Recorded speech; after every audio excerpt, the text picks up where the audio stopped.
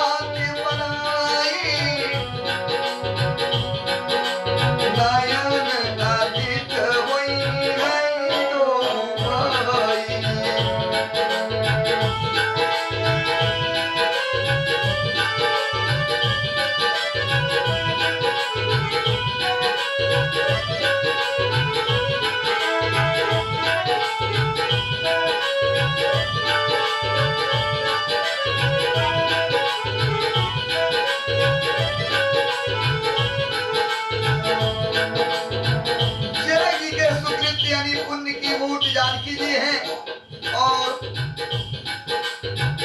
दशरथ जी के सुकृत देह धारण किए हुए राम जी हैं। इनके समान किसी ने शिव की आराधना नहीं की और ना इनके समान किसी ने फल ही पाई। इनके समान जगत में कोई ना हुआ है और ना होने की संभावना है। जिन्होंने जानकी की श्री रामचंद्र जी की छवि देखी है, हमारे शरीर का विशेष पुण्य आत्मा कौन होगा। और हम सब रघुनाथ जी के विवाह को भी देखेंगे। भली भात नेत्रों का लाभ लेंगे। ये नगरवासी कह रहे हैं जनकपुरी के।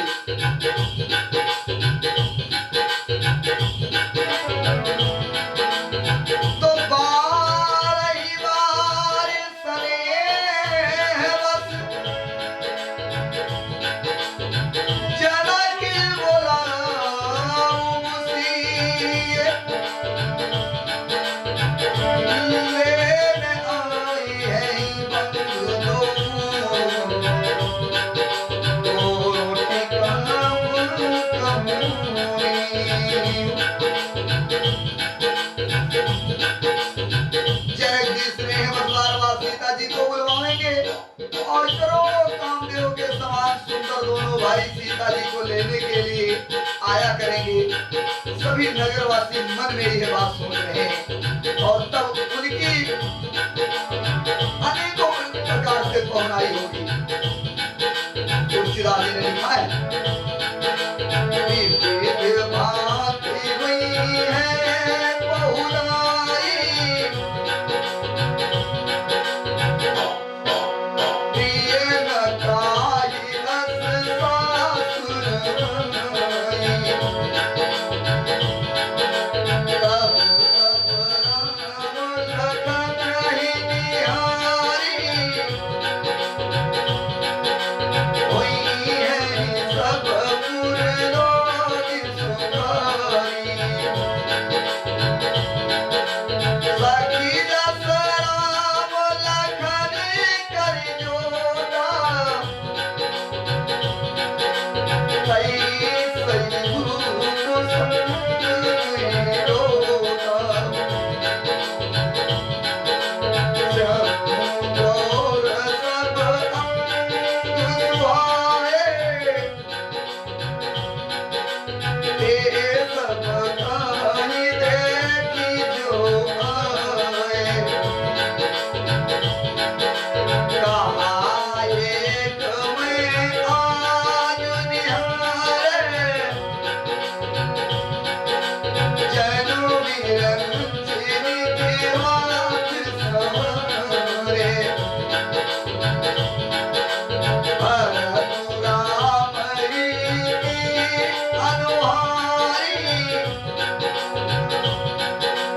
सहसा लखी न सकई नर नारी।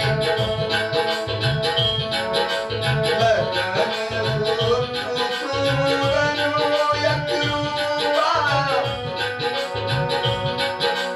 लखन सात सूरन एक रूपा, और नक सिख दे सब रूपा। मन भावहि मुखि बरन न जाई, मन भावहि मुख बरन न जाई। उपमा उठ भुवन को मोहि।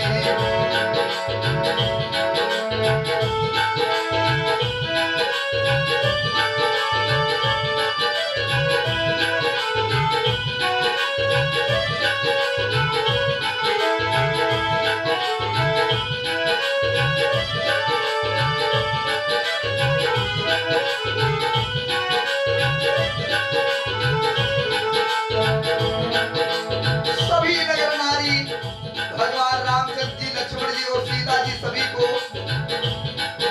मन ही मन निहार करके देख करके प्रसन्न हो रहे हैं। और एक खास बात है तुलसीदास जी ने लिखी है, सज्जनों, ये मैं नहीं कह रहा हूँ, रामायण की चौपाई बोल रही है, कह रही है कि भरत राम ही की अनुहारी, और सहसा लख न सकहि नर नारी। एक ने कहा, आज मैंने उन्हें देखा है, इतने सुंदर हैं, मानो ब्रह्मा जी ने उन्हें बनाया है। भरत तो श्री राम जी की ही सकल सूरत के हैं। सज्जनों, भरत और राम दोनों एक जैसे थे, कोई अंतर नहीं था।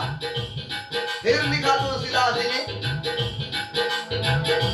लखन शत्रु सूरन एक रूपा, और नख सिख दे सब अंग अनुपा। लक्ष्मण जी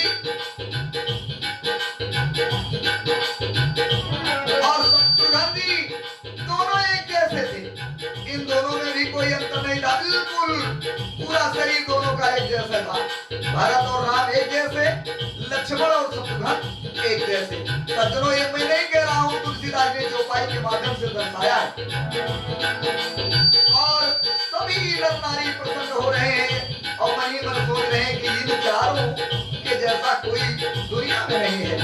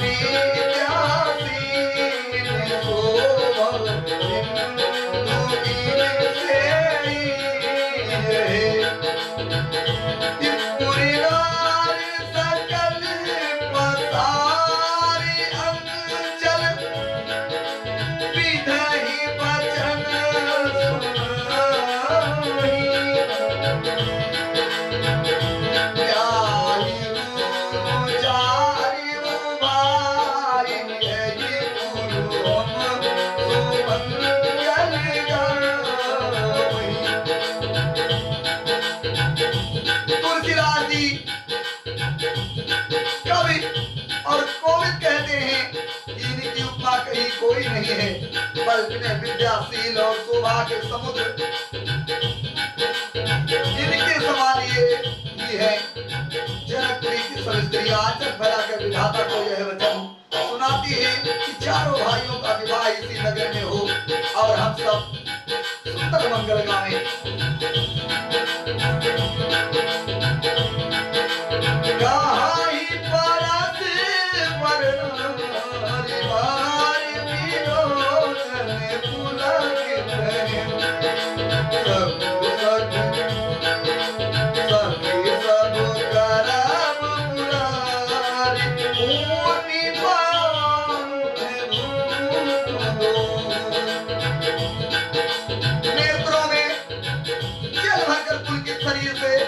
स्त्रियां आपस में कह रही हैं कि हे सखी, दोनों राजा पुण्य के समुद्र हैं, त्रिपुरार शिव की सब मनोरथ को पूर्ण करने वाले हैं।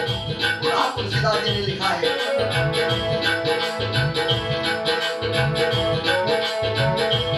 अरे यही विधि सकल मनोरथ कर रही, आनंद उमगी उमगी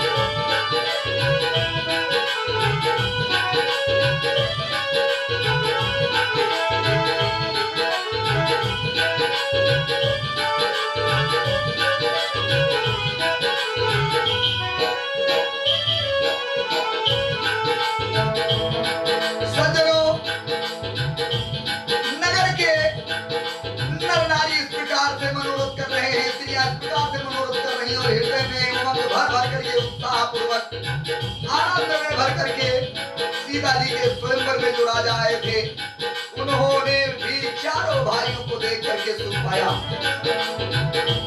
श्री रामचंद्र जी का निर्मल और महान यश कहते हुए राजा लोग अपने अपने घर को चले गए। इस प्रकार कुछ दिन बीत गए। जनकपुर निवासी और बराती सभी बड़े आनंदित रहे। मंगलों का मूल लग्न दिन आ गया। हेमंत ऋतु है और सुहावना अगहन का महीना है। सज्जनों, भगवान श्री रामचंद्र जी के विवाह का समय अगहन का महीना है। ग्रह तिथि नक्षत्र योग और वार श्रेष्ठ थे। मुहूर्त शोध करके ब्रह्मा जी ने उस पर विचार किया और उसको लगन यानी उस लगन को नारद जी के हाथ भेज दिया। जनक जी के ज्योति ने भी वही गणना कर रखी थी।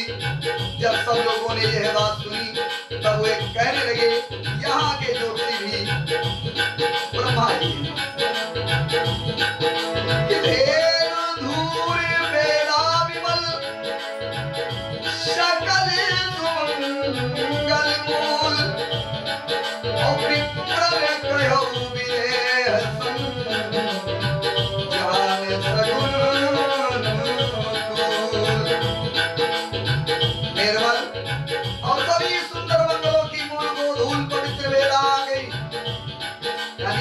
संध्या का समय हो गया। अनुकूल सगुन होने लगे। यह जानकर ब्रह्मा जी ने जनक जी से कहा। तुलसीदास जी ने चौपाई के माध्यम से दर्शाया है। सज्जनों,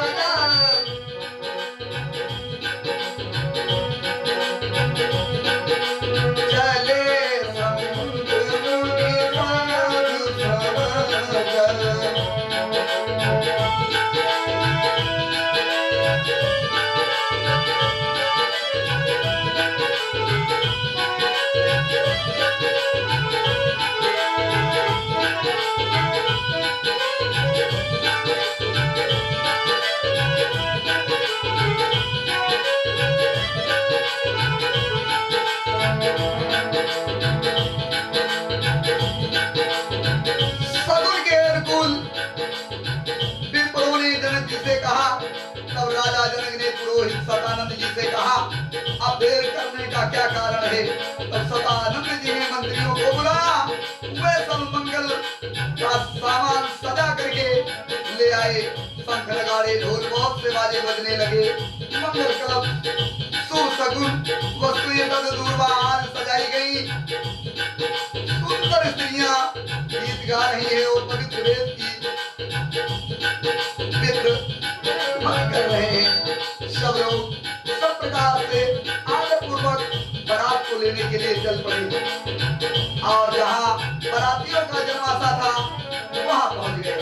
और दशरथ जी का समाज देख करके उनको देवराज इंद्र भी बहुत ही तुच्छ लगने लगे। उन्होंने जाकर के विनती की, समय हो गया है, अब पधारिए। या सुनते ही नगाड़ों पर चोट पड़ी। गुरु वशिष्ठ से पूछ करके कुल की सब रीतियों को करके राजा दशरथ जी मुनियों और साधुओं के समाज को लेकर के और जनक जी के द्वार पर वेदी पर पहुंचने के लिए प्रस्थान कर चुके। तुलसीदास जी ने लिखा है कि भागी विभाव आदेश कर देख देव ब्रह्मादि लगे सराहन मुख सहस लगे सराहन सहस मुखी जान जन्म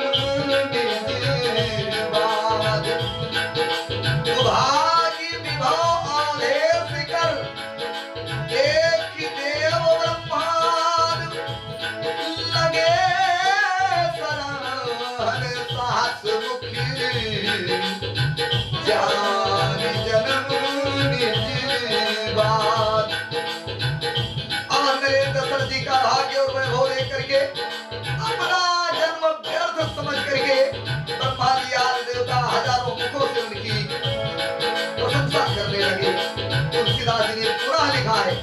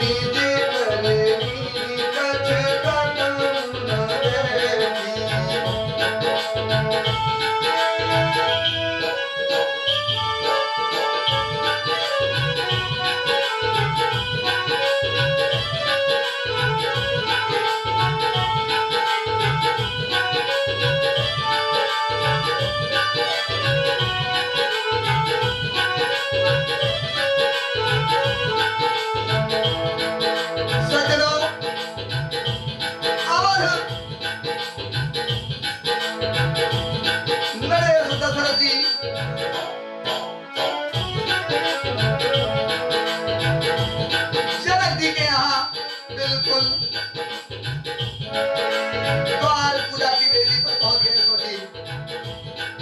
देवगण सुंदर मंगल का अवसर जान करके नगाड़े बजाने करके फूलों की वर्षा करते हैं। शिव ब्रह्मा देववृंद टोलियां बना करके मानव पर जा चढ़े और प्रेम से पुलकित शरीर हो गया। हृदय में उत्साह भरकर श्री रामचंद्र जी का विवाह देखने लगे। जनकपुर को देख करके देवता इतने अनुरक्त हो गए कि उन सबको अपने अपने लोग बहुत अच्छे लगने लगे। उन्हें देखकर सब देवता देवांग में ऐसे प्रवाहीन हो गए जैसे चंद्रमा उजियाले में, चंद्रमा के उजियाले में तारागण यानी तारे फीके पड़ जाते हैं। तुलसीदास जी ने पुनः लिखा है कि शिव समुझाई देव सब जन आचरण दिल भुलाहु, हृदय विचारहु धीर धरि, असिय रघुवीर विवाहु। तब शिव जी सब देवताओं को समझाने लगे कि तुम लोग आश्चर्य में मत पड़ो, हृदय में धीरज धारण करके यह सीताराम जी का विवाह है, इसका अवलोकन कीजिए। तुलसीदास जी ने पुनः लिखा है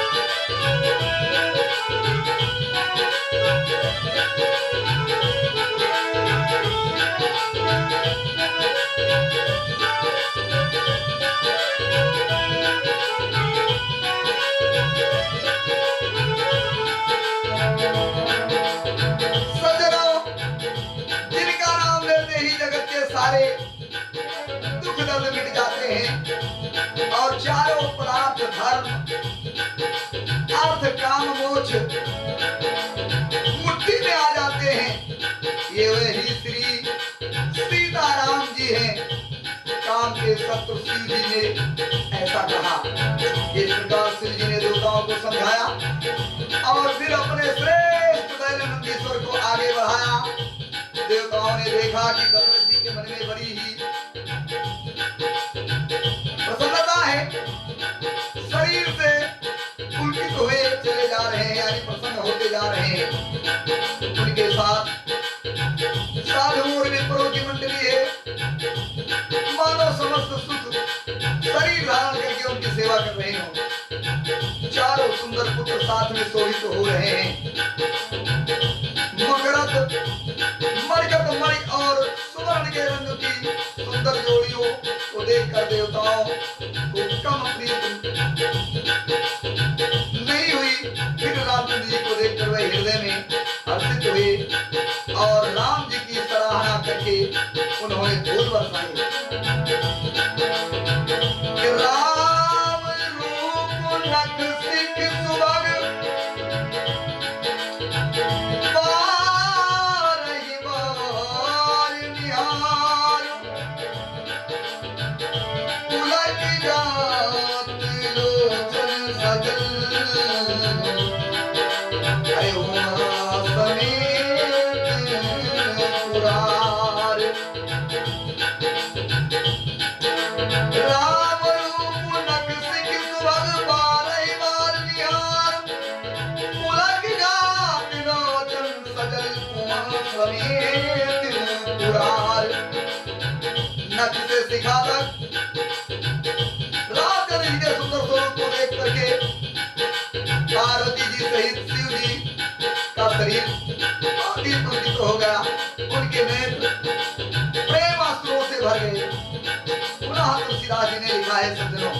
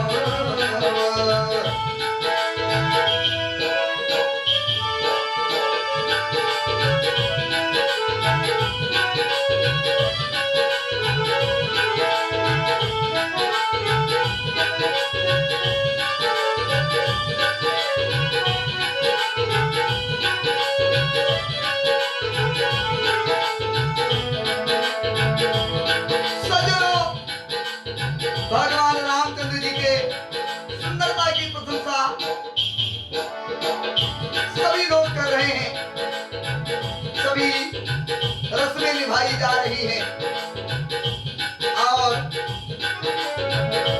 साथ में मनोहर भाई सुशोभित हैं जो चंचल घोड़ों को नचाते हुए चले जा रहे हैं। राजकुमार श्रेष्ठ घोड़ों को दिखला रहे हैं और वंश की प्रशंसा करने वाले मागध भाट बिरदावली सुना रहे हैं। जिस घोड़े पर श्री राम जी विराजमान हैं उसकी चाल देखकर गरुड़ भी लजा जाते हैं, उसका वर्णन नहीं हो सकता। सब प्रकार से सुंदर है मानो कामदेव ने ही घोड़े का वेश धारण कर लिया हो।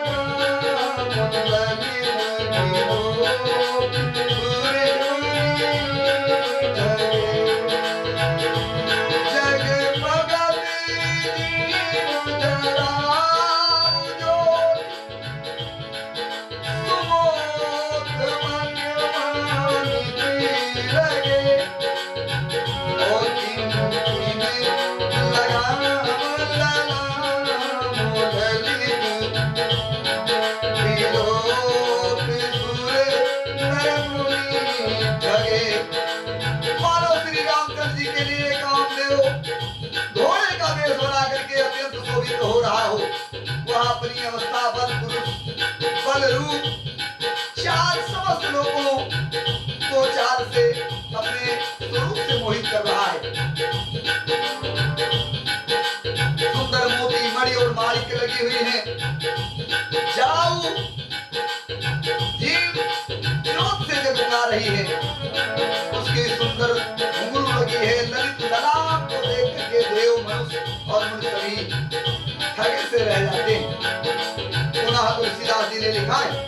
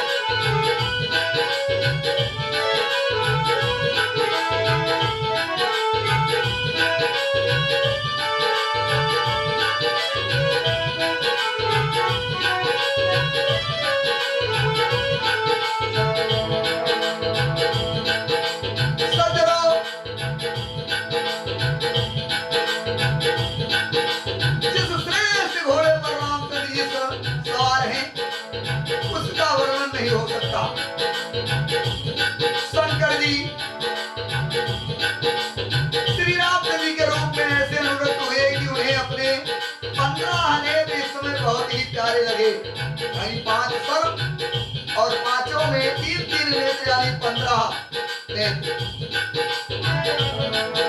और इधर भगवान विष्णु ने जब प्रेम सहित राम को देखा तो वे रुग्णता की मूर्त श्री लक्ष्मी जी के पति लक्ष्मी सहित मोहित हो गए और श्री रामचंद्र जी को बहुत ही हर्ष हुआ और श्री रामचंद्र जी की शोभा को देख करके ब्रह्मा जी बड़े प्रसन्न हुए, पर अपने आंख ही नेत्र देख करके ब्रह्मा जी कुछ पछताए। देवताओं के सेनापति स्वामी कार्तिक के हृदय में बहुत ही प्रेम उत्साह है, क्योंकि वे सोच रहे हैं कि ब्रह्मा जी से मेरे आंखें डेढ़ा है, यानी ब्रह्मा जी की 8 आंखें, स्वामी कार्तिक जी के 6 सर और सब में 2-2 आंखें, तो 12 नेत्र उनके हो गए। और इधर सुजान इंद्र अपने 1000 नेत्रों से रामचंद्र जी को देख रहे हैं। आज इंद्र गौतम जी के श्राप को अपने लिए बहुत ही प्राणहितकर मान रहे हैं। देवता देवराज इंद्र की इनसे ईर्ष्या कर रहे हैं और कह रहे हैं कि आज इंद्र के समान भाग्यवान कोई दूसरा नहीं है। इंद्र जी को देखकर देवतागण प्रसन्न हुए और दोनों राजाओं के समाज में विशेष हर्ष छा गया।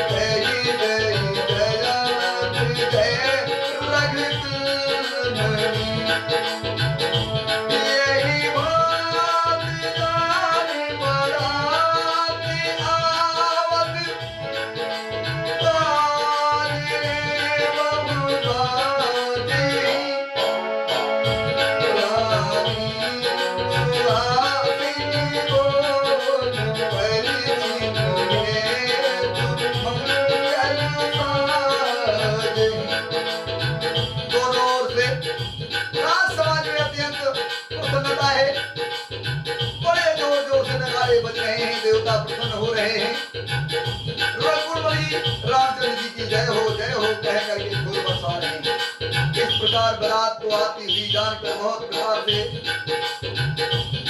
बाजे बजने लगे और रानी सुहागिन स्त्रियों को बुला करके परछन के लिए मंगल शब्द सजाने लगी। तो सारी आरती अनेक विध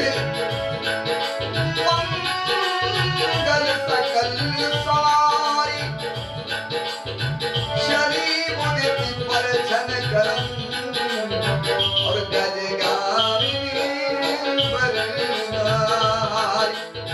अनेक प्रकार से आरती सजा करके समस्त मंगल द्रव्यों को लेकर के यथायोग साज सजा करके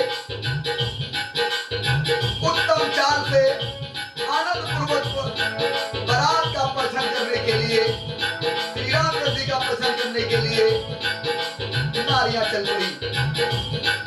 पुनः तुलसीदास जी ने लिखा है सज्जनों,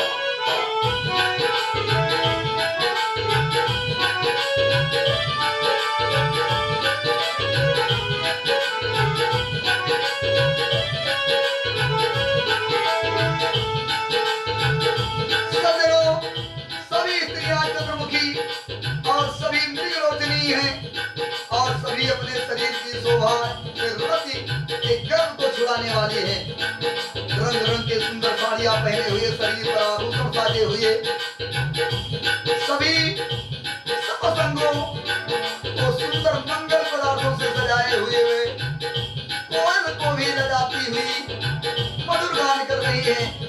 कंगन का ध्वनि नुपुर बज रहे हैं। सज्जनों, मनुष्य और देव में बस यही अंतर होता है कि देवांगनाएं जब चलती हैं, यानी देवियां जब चलती हैं, तो पहले कंगन बजता है, फिर करधनी बजती है और सबसे बाद में पायल बजती है। अगर मानव चलता है, यानी मनुष्य जब चलेगा या मनुष्य के घर की औरतें चलेंगी, तो पहले पायल बजेगी, फिर करधनी बजेगी, फिर चूड़ी बज सकती है। इतना अंतर होता है मानव और देव में। सज्जनों,